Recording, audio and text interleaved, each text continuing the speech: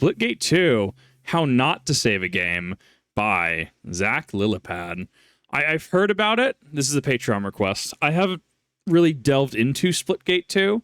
I know that it ended up not going according to plan, and that's about the extent I know of it. With how chaotic the gaming industry can be nowadays, you start to think you've seen it all. But then a story comes along that leaves you scratching your head, wondering if you've ever witnessed anything quite like this before. And today we'll be discussing one such story, with a game publicly unlaunching itself and going back into beta. Yes, you heard me right. It was announced that Splitgate 2 from 1047 Games, released on June 6, 2025, would be reverting back to beta as they work to rebuild major parts of the game. This announcement is yet another major setback throughout the bizarre history of Splitgate, and one that has left me baffled at how it all went so wrong. This is the story of Splitgate 2, and this is the story of how not to save a game. For the uninitiated, Splitgate 2 is a sequel to its surprise smash hit predecessor that took the internet by storm in 2021. Splitgate was inspired by the Portal games, with its creator Ian Prue wondering whether the titular gameplay mechanic could work well in other genres. Ian was also a big fan of FPS games, specifically Call of Duty and Halo, so naturally he decided to combine them. Thus, Wormhole Wars was born. As you may expect, the game was extremely simple and basic early on, but the concept was strong. Ian found him and his friends were playing the game for hours, even in this very bare-bones state. As development continued, the game began to resemble more of the final product, receiving some positive press in 2018. Its futuristic arcade shooter gameplay combined with the portal mechanic was unique, and offered a new layer that had not yet been explored to a genre that can often feel very stagnant. In 2019, the name was thankfully changed to the much better title Splitgate, and was released on Steam Early Access. But it wasn't until 2 years later that things really got going. In 2021, Splitgate entered open beta, which came alongside a console release to PlayStation and Xbox. Soon after this, the game suddenly blew up, becoming a social media phenomenon overnight. It felt like everywhere you looked, people were talking about this new Halo with Portals game. Influencers praised Splitgate, touting it as the next big thing. And I don't know, so I'm mixed on that. As someone who is John influencer in a certain capacity, I'm kind of mixed on that, because if a new FPS game comes out and a bunch of streamers rant and rave about it, like, oh, this is so good, like, it ironically kind of turns me off from the game, if that makes sense. Like, I think I'm just so disconnected from like the rest. Like, I don't know, because I'm kind of an oddity, right? Like, because people, play to an audience, they kind of have their persona, right? Or they have their image. I kind of just show up as is, right? I kind of just, grats, here I am. This is what I think, right? Which is definitely an oddity in a lot of ways. And I think I'm just so diametrically just opposed to a lot of things that big streamers end up liking or gravitating towards. I don't know. It's really strange. It's not even trying, like, being a contrarian to be contrary. It's like, I don't know. It's strange. It's strange to look at. And that's probably why I'll end up missing certain windows. Like Space Marine 2. I actually ended up getting into that one, like, pretty much the week after I think it launched, right? Pretty early. But like I'll miss windows where people are actually doing things. It's interesting. The more ads or creative placements I see in a product, the more I want to hate it. I think that's what it is. I think it's the transparent marketing using influencer personalities that kind of weans me off of that, if that makes sense. It kind of just turns me away. Whereas if I see someone I trust playing it, or someone whose opinion I value, right? Yeah, then I take their consideration into account far more than I do influencer marketing. Just like that, hundreds of thousands of players flooded the servers, excited to try Ian's new take on this classic genre. Unfortunately, this is where the problems began. 1047 was a tiny indie studio, one that had no real experience or resources to work with. They did not have the infrastructure to handle this many players at one time, leading to constant server crashes, long login queue times, and other various issues. So this is one of those that we unfortunately cannot fix, because, like, remember, Helldivers experienced the same thing. Battlefield 6, did it not experience the same things, at least in part, right? Even if it's people just sitting in queue for 5 minutes, right? Like, so even especially even like I was talking about this when Helldivers was having issues where it's like you could what do you want them to do? Do you want them to just double the server capacity, triple however many exit, and what happens if the hype dies down and now they're stuck running the server bill, right? Like it's a give and take, right? There's a balancing act there. Like because on one hand, yes, you want to make sure that you're like preparing for players, right? You don't want to be the Star Wars Battlefront re-release or whatever, the HD one where you couldn't even get players in matches. Activision did a video on it. There were some problems with it, as I understand it.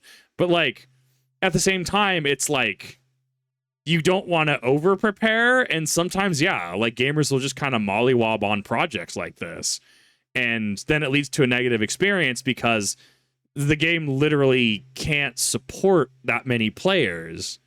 And then it comes down to, well, the devs should do this, the devs should do that. And it's, I don't know. I think I'm pretty sympathetic when it comes to games, especially non-AAA or quadruple A games, right? There's the expectation that Call of Duty, Battlefield, big games, right? Fortnite, you should have access the moment it launches. There should be zero server issues, right? But if it's a game like Helldivers, if it was a game like this, right, it's more forgivable, right?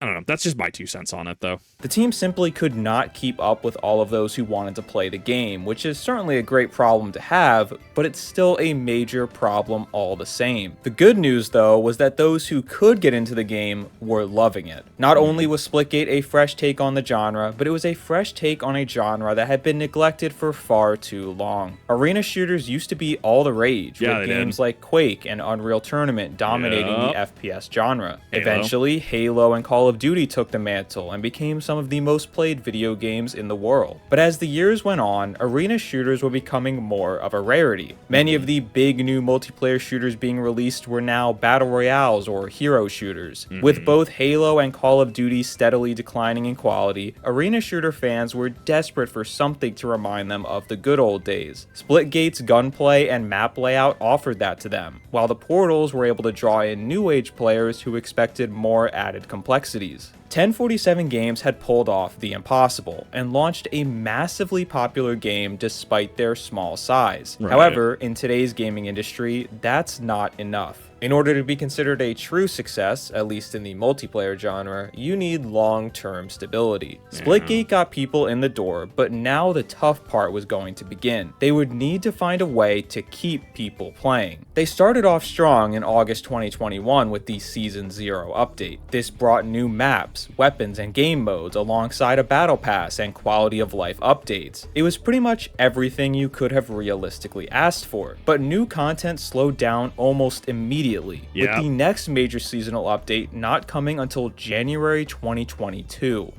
This is actually one of the effects that actually ripped me out of Helldivers, and this was after the whole community versus developer whole like double rounds of nerfs and stuff, right? Where it just felt like there just wasn't content coming out. And am I expecting like a new like Warbond every week? No, absolutely not. When it feels like you're just sitting for weeks plural and like nothing happens, like it's just like, okay, like put stratagems on rotations, something to make it organic feeling. And that's really what my issue came down to, right? I don't know, like this is also modern isms too, because like if Halo CE came out today, right, like new IP Halo CE came out today, I don't think people would have fun with it. Not in the same way that people did in the past, right? I think it was a product of its era. I think it was the right thing for the right time. But I mean, think about it, right? You're not going to have a battle like as is, right? You don't have a battle pass. You don't have ranked progression. You just have the game and then a multiplayer section of the game, right? And you can change your Spartan color. But compared to stuff like this, compared to Call of Duty, whatever, progression systems, live service models, skill-based matchmaking, like, does it have that? No. Would it truly see success nowadays? I think it would in certain aspects. I think that it being, assuming Halo CE came out today, right? I think it would be a unique take. And I think that a lot of people would like it. I think a lot of people would get upset over religious themes with the Covenant and blind zealotry, but I think we explore that more in Halo 2 specifically. I don't know. It's a hard one to unpack. I like comparing and contrasting games coming out now versus games coming out then, and seeing if the bar has truly shifted or if our perception has shifted. And I think when it comes to AAA studios, they're kind of in a damned if you do, damned if you don't situation, where if they don't release the next banger with hyper realistic graphics and push the bar, right? Like, let's say Microsoft tomorrow releases something that looks and plays just exactly like Halo Infinite. Well, they clearly just don't care enough. They're not innovating, right? And I think there is that bias and that expectation because you are a bigger studio, right? And come to your own conclusion whether you think that's justified or not.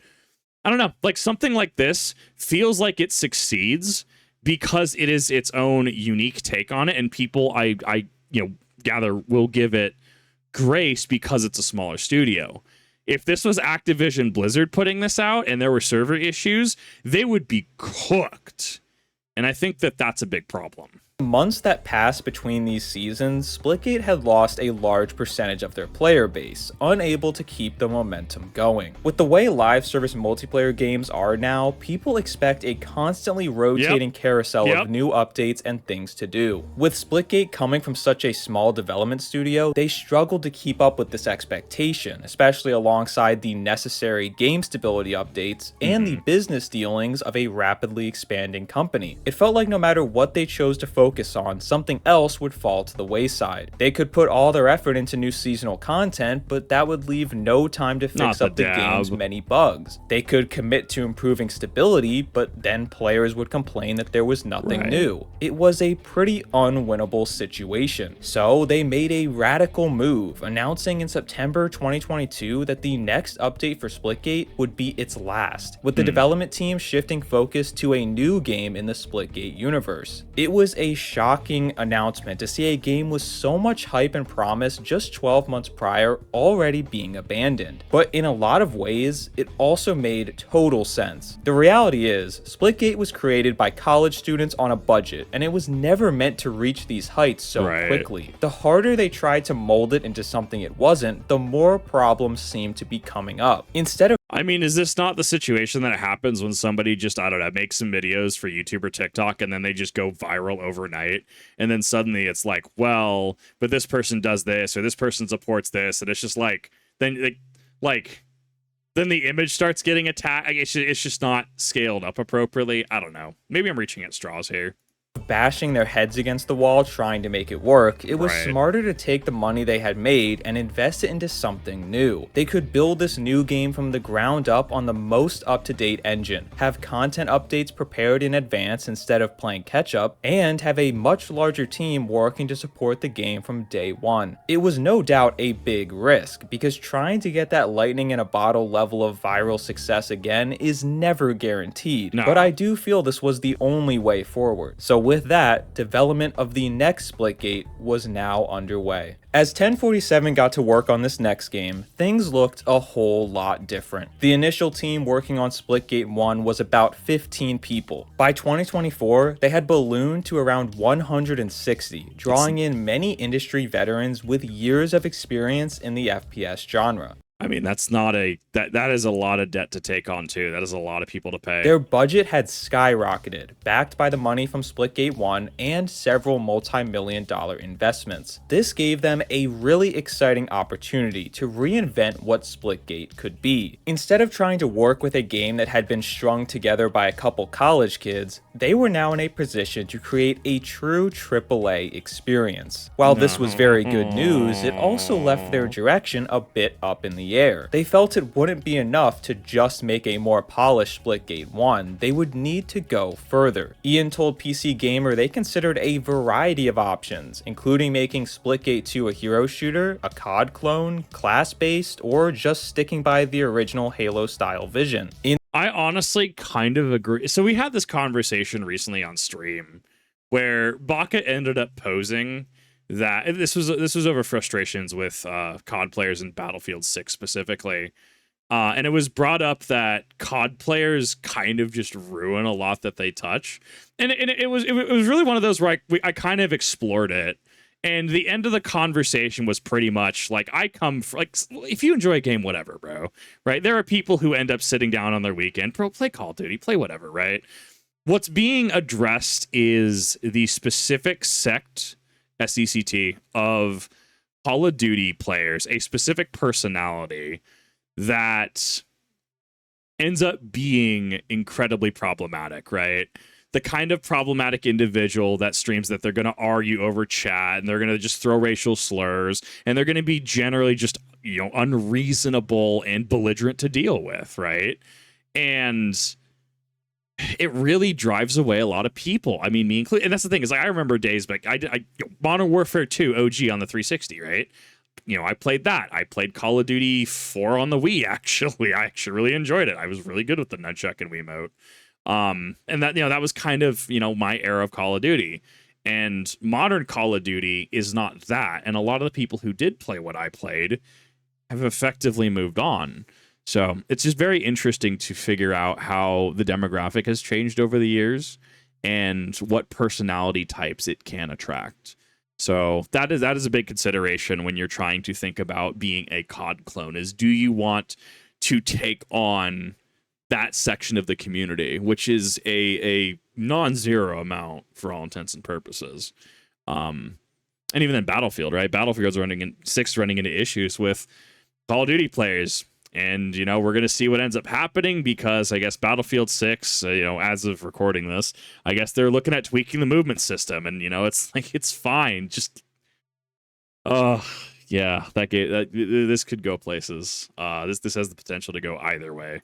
In the end, it became a combination of it all. There would be 3 different classes, each with a particular playstyle built around a central idea and inspiration. At the same time, maps were reworked to be less circular and more of a 3-lane design, similar to what you normally see from a Call of Duty game. The hope was that this would cut down on the feeling of not knowing where you got shot from, a common complaint that came from Splitgate's maps and their portal mechanic. It all sounded really promising, and the footage they were showing leading up to launch looked pretty good too. Sure, I get it. I get the reasoning, but it's like, I don't know. At that point, I feel you start compromising the arena shooter mentality. I don't know, but I also think I'm taking it very literally, arena shooter. I don't know. I never played it. I don't even know if you can still play Splitgate 1. I think it'd be interesting, but I'm sure it's, you know, probably not in a good state, even if it's online. Part of me did worry about this new direction, though. I think it was unavoidable that Splitgate would need to evolve and change, but it scared me to hear their marketing beats centered around so many things we have seen in other games. How many titles have we seen come out and get described as popular game name combined with other popular game name? It's easy to say, hey, let's combine Call of Duty, Halo, Overwatch, and Valorant. People love all those games, so they'll surely love this one. But as we've the issue that you run into is, much in the way React content is very derivative, right? And I myself admit this. You become being known as a derivative. Yes, absolutely. You can take inspiration from Overwatch and Halo and Call of Duty, right? But if you just kind of become the sum of the parts and you don't do anything to really make yourself stand out, you're just a derivative. Even slop, some people would say, right? If it was at a certain quality, right? Derivative is the word that I would use here. Seen time and time again, it doesn't always work out that way. Taking inspiration from top games on the market makes sense, right? But if you aren't going to offer something demonstrably better or new, what incentive do we have to play your game instead of the ones you are taking notes from? Bro, why should I play your game rather than playing Team Fortress 2? When it works, right? Why should I buy and play your game when Team Fortress 2 exists? Genuine question. Despite this concern, I kept an open mind as we got closer to Splitgate 2's first public gameplay event. On February 27th, 2025, Splitgate 2 began their open alpha test and gave fans the chance to try out this new era for the first time. While impressions were pretty positive, some cracks were starting to show. Many hardcore fans of Splitgate 1 were not thrilled with this new direction, noting part of the reason they loved the original was because it avoided such common tropes like character classes and hero abilities. Some felt the game was trying to do too much and getting confused along the way. It was a weird combination that didn't really work and already had players asking for a Splitgate classic playlist when we were barely even past the first open alpha weekend. But so somebody in chat mentioned just like No Man's Sky, this is feature creep. Yes, this does ring very similar bells, at least in my own brain and a vague understanding of the situation, right? This does read like feature creep. But hey, these complaints are what an alpha is for, and they would have time to address these concerns. In May 2025, the game went into open beta and continued on its path to launch. Unfortunately, the open beta was filled with constant server issues, broken progression, and general instability. The decision to move away from Splitgate 1 and focus on this new game was meant to alleviate these very problems. This was supposed to be a level up moment, a chance to show how much this team and game had grown. But it was looking more like nothing had changed after all. I know that might not be totally fair to say, especially because it was still in beta, but it's all about perception. And right now, the perception was that we were right back where we started. I don't want to oversell it because fans... This one guy. The perception was that we were right back where we started. This guy looks like Excalibur from Warframe. I don't want to oversell it because fans of Splitgate were still enjoying it for the most part, but the open beta was a big miss in their attempt to attract new players and prove their so-called AAA identity. But there was still another chance. The game had its full launch coming very soon, and it would be coinciding with one of the biggest gaming showcases of the year. A major moment came for Splitgate 2 at Summer Games Fest 2025, with 1047 promising a huge announcement. The community could not wait to hear what was coming, with fans theorizing about the various possibilities. A popular guess was a potential campaign, but the official Splitgate Twitter account told fans to think even bigger. When it was finally Splitgate 2's turn at the show, Ian took the stage and came out swinging. Sporting a Make FPS Great Again hat, he called out Halo, Call of Duty, and EA. He laid out— Okay, sure, you have my attention. What? How are we making FPS games great again? Tell me this. Tell me the things. His vision for how Splitgate 2 is going to take things to the next level and be everything that FPS games no longer were. How were they going to do this? Sure. How were they going to save the FPS genre and give you what those big bad AAA developers won't give you? With a Battle Royale mode, of course. Now, enjoy this trailer with Imagine Dragons background music. Please clap. Needless to say, this showing at Summer Games Fest didn't go over very well. No, that's how you get laughed off stage, bro. So sick of battling, and you lost me. Exactly. A myriad of reasons. Part of it was for the hat and its political ties, but in order to avoid a comment war, let's not even get into that. Because so here's how you take this at a pretty neutral perspective, right? Taking the politics out of it entirely.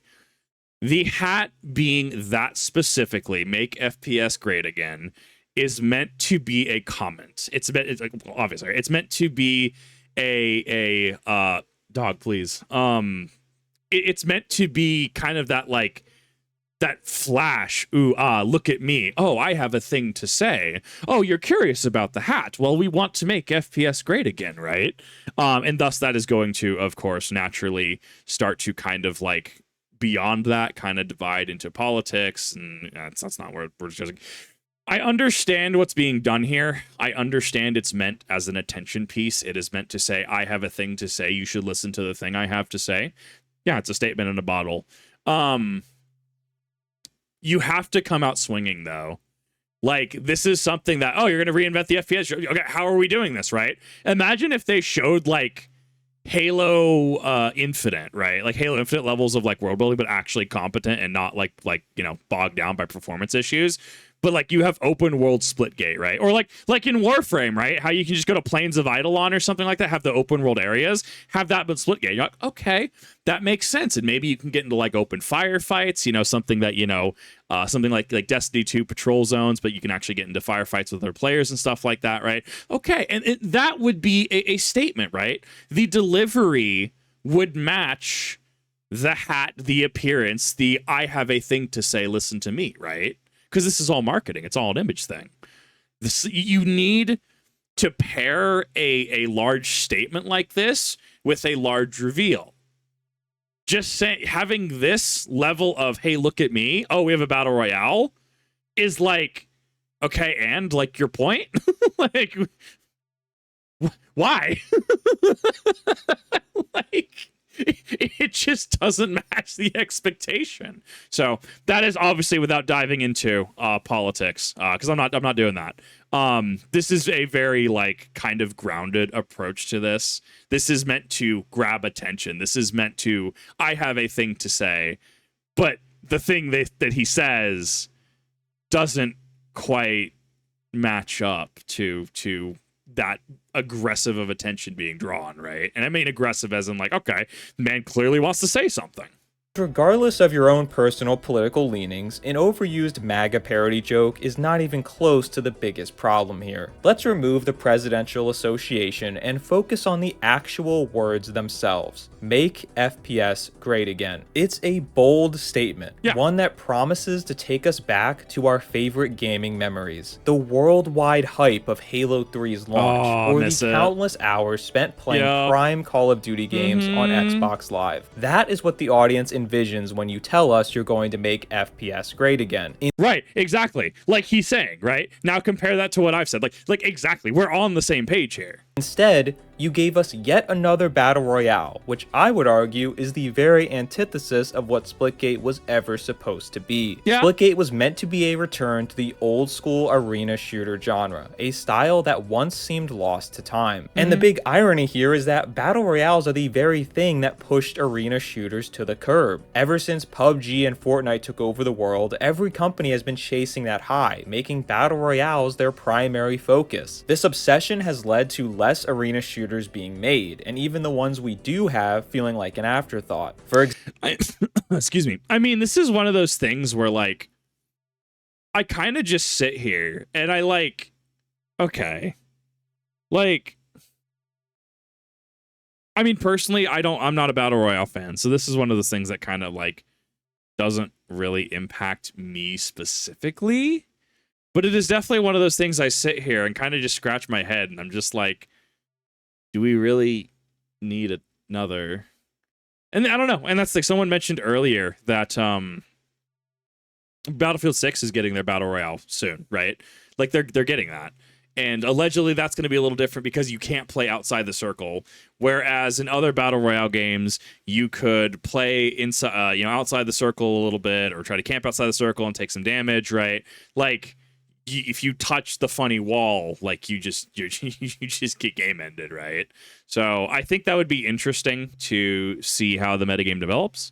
I think that would be very interesting to try to see if that's going to change the formula at all, and ultimately what discourse it brings with it. But like a lot of us, I feel, are just sick of battle royale games, and even then, like having friends who will play battle royale games, just I personally can't get into it. I understand it's a game that people want to play. I understand that it's a game that people are into, right? I personally am not, but I also want to make sure that if the majority of people are, they have the avenues to explore it. I don't know. I'm of two minds about this. I try to meet somewhere in the middle, right? I'm not a fan of it. I can see why people would be a fan of it. I can see, why this would be a big desire for a lot of people. For me, I mean, once again, like, why should I play your game over TF2, right? Why should I play your game, right? And that's a large question I have to ask. Like, what is your value proposition? Example, Ian called out Titanfall by name, claiming he wishes we could get Titanfall 3, which is a very relatable sentiment. Yeah. But one of the big reasons why we don't have Titanfall 3 is because Respawn found more success with Apex Legends, the Battle Royale spin-off that would go on to supersede the entire series. To claim you are trying to make FPS great again, and then follow down the very same path that many would argue tanked the whole genre in the first place is just embarrassing. The entire appearance was tone deaf and made it seem like the developers had no idea what Splitgate even was or why people liked it in the first place. Yeah, it's unfortunate. Sorry about the Windows noise. My entire internet just decided to shut off again. You know, Idaho internet status.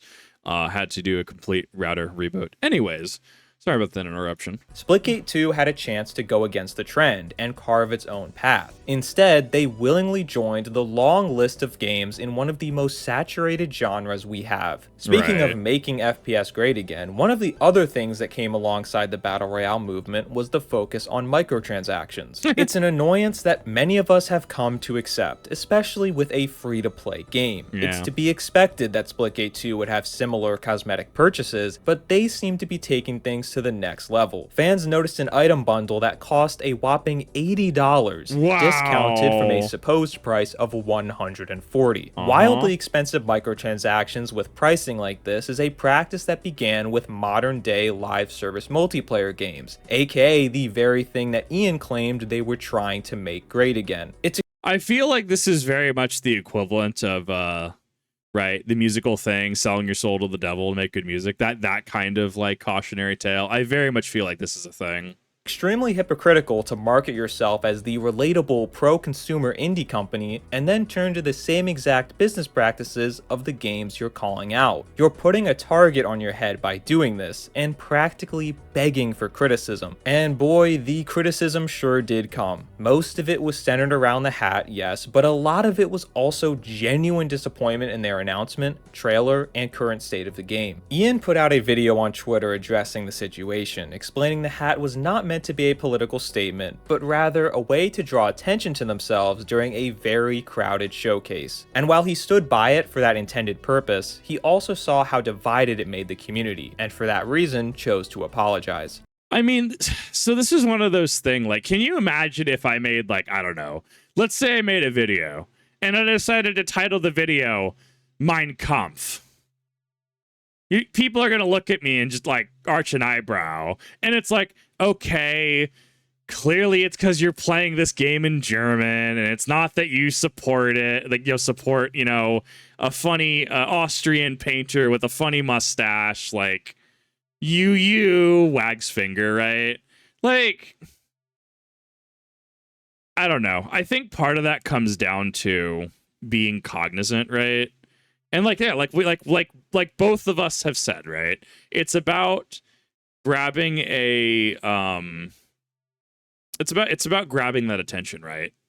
From what it's for in a very crowded showcase, right? It's about grabbing that attention. It's about making yourself stand out. So outside of that, like, I mean, like, yeah, you want to make sure you're standing out, but I mean, you I don't know. It's strange, right? Like, I don't know, man. What if you just called your, like, I don't know, like, in-game clan, right? Or in-game, like, group. What if you just called it the clan with a K, right? People are going to make certain, you know, certain things, right? They're going to make certain, they're going to draw certain conclusions. That's just how that works. It's why I don't use the Chaos Star in what I do. I mean, I technically do, right? Like, if we look at my model, right? Like, of course, it's not going to show it right here. Yeah, like, I have the Chaos Star on my funny thing, right? But it's like, I don't really lean into it because that also does share, like, occult imagery from, what, circa 1960 to 1980 in the US, somewhere in there. Like, actual cults have used the symbol, even if I'm not using it for that specific purpose. But, like,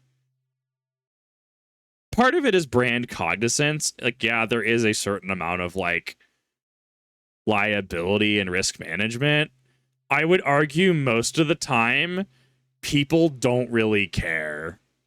unless you're like either engaging in bad faith, it is seen as in bad taste, or in this case where it's just like, hi, I have a big announcement to make, and the announcement was just, congrats, another battle royale.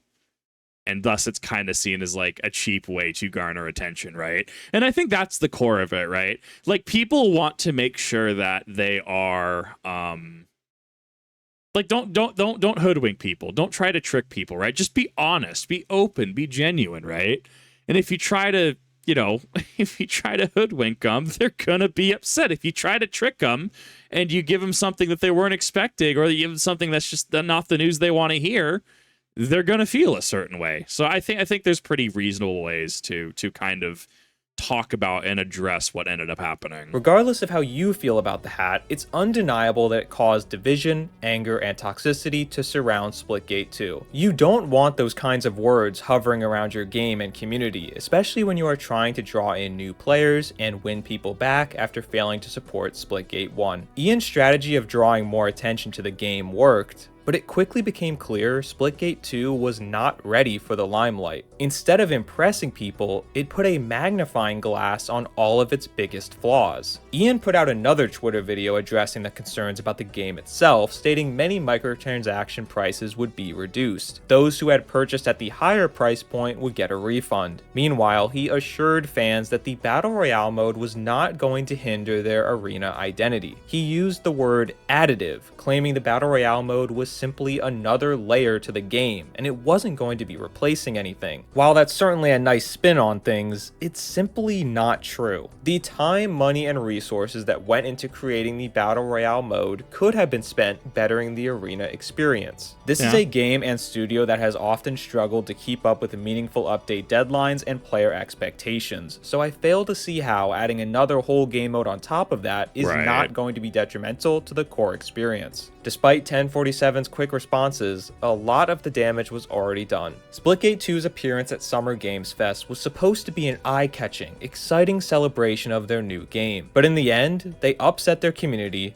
turned a lot of people against the game despite never even playing it, and put a giant spotlight on everything currently wrong with Splitgate 2. It was the last thing this game needed, and seemed to speed up an outcome that many would say was inevitable. Despite all of the controversies and criticisms, Splitgate 2 got off to a decent start when it officially launched on June 6, 2025. The Splitgate Twitter account claimed player count had tripled since beta, but at no point did Splitgate 2 seem to have the same cultural impact as the first. No one was really talking about it, other than those who had been paid to do so. You've probably seen the story going around that 1047 spent around $400,000 sponsoring streamers to play the game. And yeah, I totally believe that number. They had many of the top streamers on Twitch playing this game for multiple streams. Those kinds of hours do not come cheap. Many are dunking on this and saying the money should have been used to improve the game instead. I don't know if it's a super fair criticism because that money was most likely part of their already predetermined marketing budget. And that's all it is. It's marketing. This is something that you would reasonably, I would assume, right, working in a business, this would be something that I would assume you would allocate for marketing purposes. Like, this goes into that budget. Not like they were directly taking funds away from development, but I do think it's fair to say this was a wasted endeavor. It's obvious they were trying to recreate what happened with Splitgate 1, where all of the influencers talked about how great it was and got everyone to give it a try. But the thing is, that phenomenon happened naturally. Influencers were recommending Splitgate because they actually enjoyed it, not because they were paid to do so. And the problem is, even if the streamer in question genuinely does like Splitgate 2, the second you see that hashtag ad in the title, their opinion is kind of invalidated. 100%, bro. If I see ads sponsored by, I immediately look at whatever I'm looking at through a different lens, right? Because it's something different. Like, so if I were to say something along the lines of, oh, let's see, looking at games, Space Marine 2. I recommend the game Space Marine 2 because honestly, I had a bunch of fun with it. It's got its own gameplay loop. It's got different classes. Sure, some classes like the heavy, you have to make sure you build up. But ultimately, at the end of the day, I enjoyed my experience. And they also added some, things like the Zingor Surfers, and they also added the Horde mode since I last played. So honestly, it seems like there's a lot that you could enjoy there, right? And it's like, wow, okay, like he seems like he enjoyed the game, and maybe I'll pick it up on sale, right? And that's kind of the interaction there. Versus if it's like hashtag sponsored, hashtag ad, hey gamers, you looking for a new game? How would you like to be a blueberry that crushed people under your feet? And it's like, you're already tuned out, right? Like, bro, it's just an ad. It's just a sponsored bit. Like, people have already tuned out, right? And I think that that's what I want, what I try to do is like be genuine and be honest, right? Hey, I like a game for these reasons. I don't like a game for these reasons. I won't touch certain games for these reasons. Personally, I'm not a fan of these things, right? And like, I'll try to be as like genuine as I can, because as it turns out, like I'm mostly geared towards React content. Sure, yeah, I've tried doing Let's Plays on the gaming channel, and that's been its own discussion in own videos, right? But it's like the majority of what I do is to talk, to be honest, to be genuine, to analyze and point things out, right? That's kind of my whole shtick, right? So I don't know. There's a couple things there. I tune stuff out if I see ad or sponsored, right? You know, it could be large VTuber plays this and I see sponsored, I just tune it out, right? And it's like if I see Vinny Vinesauce picking up, I don't know, the new Zelda, if there's a new Zelda, and he ends up really enjoying it, and it's not sponsored, product not provided by Nintendo, right? It's like, okay, you know what? Binyot liked that. Vinny liked that. I think I could maybe buy this. I could maybe give this a go, right? And that's why building that rapport and building that relationship is so integral. I don't know. I have a number of thoughts on that. I'm dragging this way out. It doesn't matter how much money you spend, you cannot manufacture virality. It just comes across as fake Cheap. and disingenuous. It felt to me like they gave Splitgate 2 no real chance to thrive on its own or garner a legitimate following. They immediately paid off half of Twitch to play it, which made all of the impressions seem hollow. When combined with Splitgate 2's questionable identity of its own, or lack thereof, everything around the game just felt super artificial. Yeah. Despite their many desperate attempts to reclaim the internet's attention, Splitgate 2 very quickly began to bleed players. You know what this is? You know when you see an ad, like a YouTube or a Twitch ad, right? And it's some influencer, you know, unboxing something, or like, and it's like, and that's the thing is we assume that they're an influencer in good faith. They could just be an employee who is dressed up and portrayed as an influencer, right? That's what that comes across as, is like, it's that inauthentic feel, right? That's what it comes down to. G Infinity Esports reported the game had lost 96% of its players just 1 month after its official launch. Splitgate 2 had failed, and for the second time, 1047 would have to make an incredibly tough call. On July 22nd, 2025, it was announced that Splitgate 2 would essentially be unreleased and pushed back into beta as they address the many concerns and problems. The statement claims the game will be back in beta until early next year, with their main focuses being progression, monetization, and classic game modes. An unfortunate side effect is that the original Splitgate will now be shut down to save money on server costs and hopefully keep as many jobs as possible within 1047. Well, and that also runs afoul of games preservation as well, which, you know, obviously has been a very big talking point in 2025, right? Like, this is going to be an all or nothing gambit, bringing Splitgate 2 back into beta and trying another go. And that's the brand damage is already done too.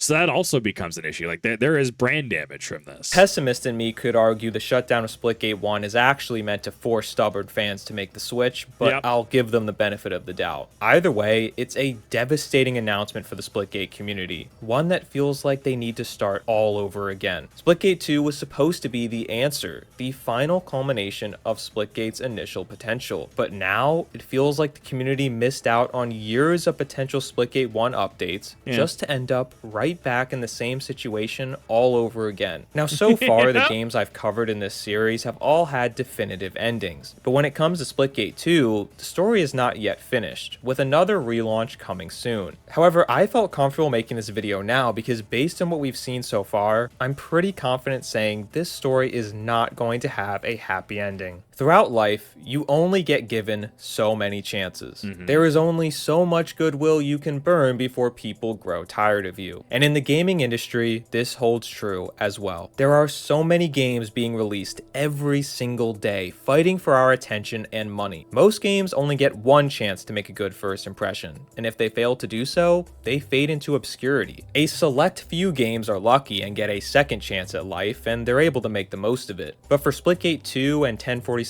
games, this will be their third chance. And actually, it's more like their fourth if you count the 2019 early access release of Splitgate 1. At what point does it come time to accept that this just isn't working? You've tried updating the engine, you've tried adding new modern gameplay mechanics, you even tried making a battle royale mode, and none of it was enough. It seems to me that there is simply a fatal flaw here, and one that cannot realistically be overcome. And that fatal flaw is the portals. The portals are extremely troublesome for player engagement. In fact, the developers have pretty much admitted this. They found it was extremely difficult to onboard new players into Splitgate because they would log into a match with experienced players and have no idea what in the world was going on since everyone was portaling around all over the place. I mean, I don't know. Part of that I think is a skishu status, right? It's like going into that, yeah, there is going to be a learning curve. I would have to, me going into this would have to learn how the portal mechanic, you literally have to engage with the game mechanics to get better at the game, right? Like, oh, I'm trying to think. Like Apex, doesn't Apex have a high learning curve too? Like you show up to it, like, so why do we say that this has specific issues? But when it comes to games like Apex Legends or maybe even Fortnite Build, right? It's like you never really hear these criticisms with those things. It could just be the sections of the internet that I'm on, right? But like it definitely comes across as the portals are definitely different. And it's like there's going to be a learning curve. Do people just not think there's going to be a learning curve? Because if so, you're already fighting a losing battle. It's the core issue that Splitgate has never been able to overcome. They have not found a way to make this a game that works well for both casual and competitive players. And to be fair, this is probably the most common problem that multiplayer games face. It's an extremely hard thing to balance, and one that often causes a lot of rifts within communities. When it comes to Splitgate, it's even harder than normal, because a match of brand new players and a match of highly competitive players may as well be entirely different games. That's why it's been so difficult to attract new players and keep them playing Splitgate past that first wave of hype. The portal mechanic is simply too daunting for your average consumer. And as much as the top 1% of competitive players love to think they speak for the entire player base, the reality is they are the extreme minority. Any game that wants to have a chance of long-term success needs to cater to casual players just as much, if not even more. But Splitgate really struggles to do so because its core feature is so complex. And removing portals certainly isn't the answer either, because without portals, Splitgate is nothing. It's just a mishmash of ideas from every other shooter you've already played before. So you're stuck. Either you go all in on portals and alienate casual players, or you move away from them and lose your identity entirely. So the way I see it right now is that 1047 games can go back to the drawing board as many times as they can afford. They can call it a beta or an alpha or a full release or whatever else. They can add a battle royale mode and wear as many controversial hats as they want. But if they cannot figure out this core issue, the result is going to be the same every single time. I hope you enjoyed this episode of How Not to Save a Game. If you did, please leave a like and subscribe. It helps out the channel a ton. Do you agree with my conclusion that Splitgate can't work, or do you think 1047 can find a solution this time around? Let me know in the comments below, and as always, thanks for watching. I don't know. So I thought this video was great. I honestly love this. I honestly don't think that there's really a way that they're going to be able to claw back that goodwill, especially because the brand damage has already been done, right?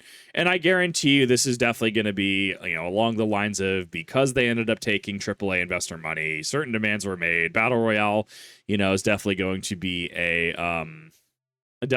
thing that they are obligated to do because of those investments, right? Like I think we understand the pipeline realistically, right? I don't know. It's just one of those things where it's like I don't see them really doing much, right? Like we have Battlefield 6 now. I mean, and then, yeah, I don't know. And then people like me just go, okay, but like, sure, why would I play this? I can just go play other games, right? If I wanted an arena shooter, I can just go boot up Halo MCC and just run a community night, right? I don't know. And it sucks because there's a lot of people who clearly like Splitgate 1, and then just seeing it shift. It feels like Destiny 2 all over again to a degree in certain aspects. I don't know. Come to your own educated conclusion. I thought this was great, though. I honestly really love this. In regards to onboarding, well, yeah, I mean, you have to have a good access point, right? Be able to build that skill set, and I'm not arguing that.